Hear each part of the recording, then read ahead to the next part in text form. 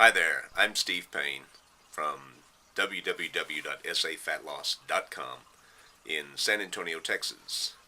Today I'd like to chat with you about 3 fat loss tips, my biggest fat loss tips that I think will be beneficial to you for women, and I hope you find them beneficial as well. Number one, let's talk about a systematized plan.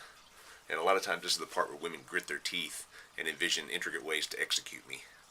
But finding a plan that works is highly important because you need a plan of attack. It's just like when I was a diver. The way they taught us to dive was to plan your dive and then to dive your plan. And if you'll do that, success follows. But it's not just any plan you have to follow. You need to follow a plan that has a proven track record of success with a number of people. You want one that has the ability to give you the results you're looking for, and one that's easy to follow. Life is complicated enough as it is. We don't need to complicate it more by throwing in a bunch of hurdles or hoops to jump through or obstacles to maneuver. So keep things simple. One thing that I want you to understand in this plan is that you need to look for several criteria that can be very beneficial to you. My recommendation is that you look for a plan that has, I'm going to give you 5 things to look for. And if your plan that you're considering following doesn't have at least 3 of these 5 plans, then my suggestion is you look for one that does at least have 3 of them. Number one, you want to look for an evaluated, pre-calculated, and targeted 4 to 16 week program that'll change and vary its regimen at least every 4 weeks. Number 2, you need a detailed meal plan offering 5 to 6 meals per day with specific portion sizes based on your individual assessment criteria. You want meal preparation instructions and substitutions for those foods that you just can't or will not eat. Number 3 is you want a resistance training regimen of varying intensity that will include strength training exercises as well as metabolism enhancing exercises.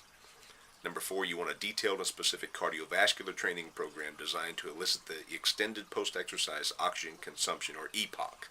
And this will ensure that your fat burning potential keeps going on long after you stop training. And number 5, you want progression points and markers for measuring your progress, just to see how well you're doing on the program along the way. Right? That's the number 1 criteria. Number 2 we want to talk about is record keeping. Okay, record keeping is important because, as we say in the fitness business, if you're not assessing, then you're just guessing. And if you're guessing, then you really don't have any idea of what you're doing, how well you're progressing on the program.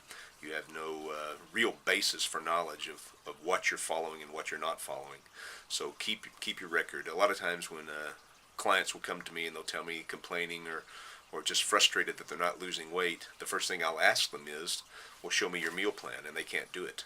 So I ask them to keep track of their meals, what they eat, everything they eat, drink, put into their body for the next 3 days. And generally I never see that because within the first day they realize that they're deluding themselves into believing they're eating less or drinking less, or that food quality is higher or lower than it actually should be.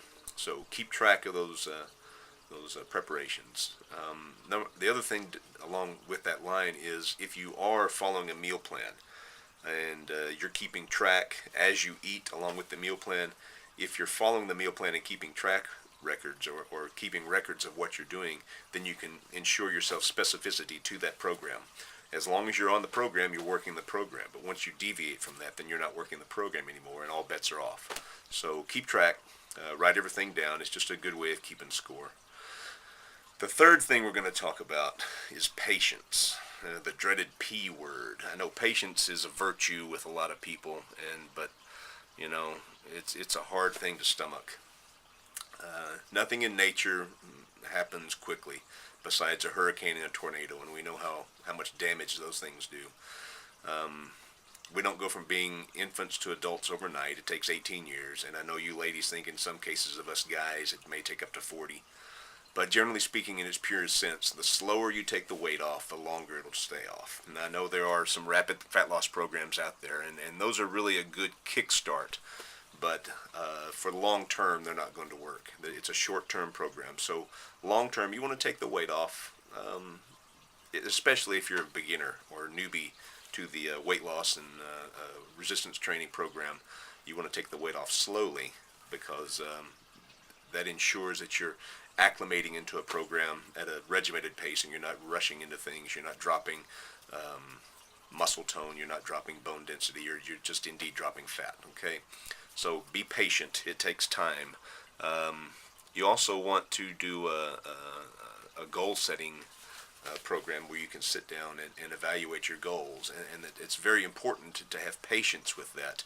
And the reason I say that is when I evaluate somebody and I set them down and we talk about their goals, the first thing I do right after that is I weigh them, and that lets me know where we're going to start, our starting point. Then I also determine their body fat level. I take that in several spots. They do measurements around several spots in their body, and then I instruct them, do not get on the scale, because the scale will lie to you. If you're a piece of fruit or a piece of meat, the scale is a great thing, but don't get on the scale. And I'll let you in a little secret. Most folks don't follow instructions well, and I know the people that don't follow the instructions and get on the scale because they're the ones that are the most frustrated. You see, losing weight takes time. It takes your body a little while to acclimate to the rigors of training, and it could take up to 3 months to really see any definitive measurable progress. So patience is of high importance. You've got to be patient and give yourself a little time. Okay, you got to change things up every so often, and just waiting for things to happen takes patience. I know it's hard to do, and we guys are at a distinct disadvantage to you ladies because of our metabolism differences, our muscle weight, muscle to fat ratio.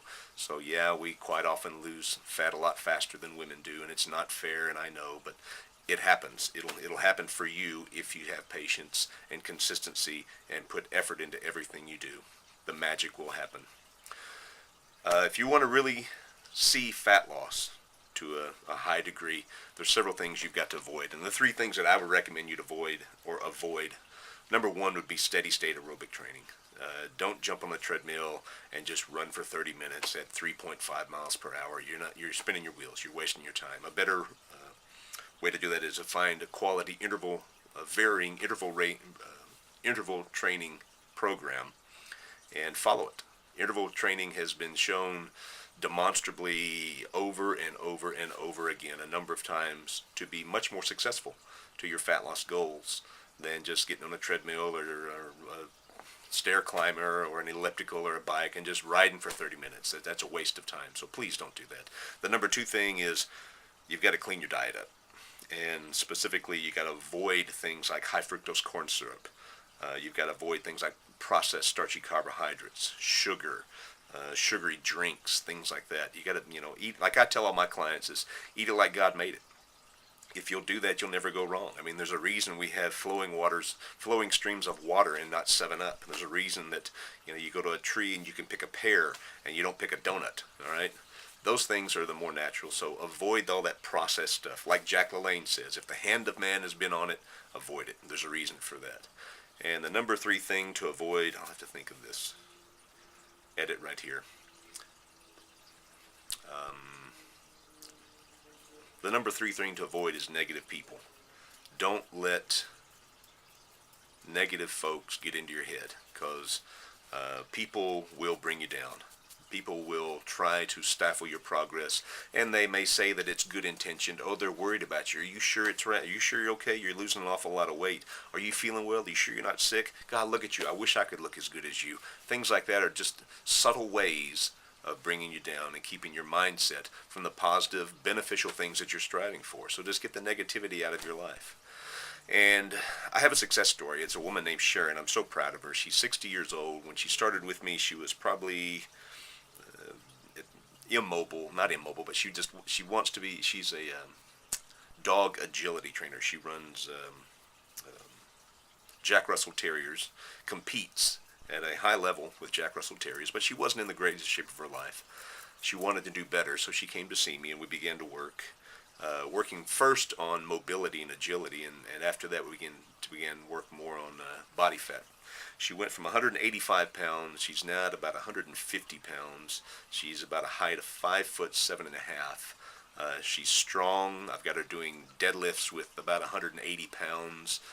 She swings a 56-pound kettlebell for reps. She can do push-ups at will. I'm very proud of her. She has improved her speed and sprint mechanics, and most of all, she's just enjoying life. So, in conclusion, what I'd like to encourage you to do is just stick with it.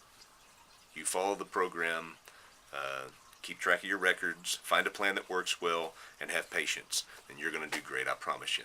Thanks for letting me talk to you.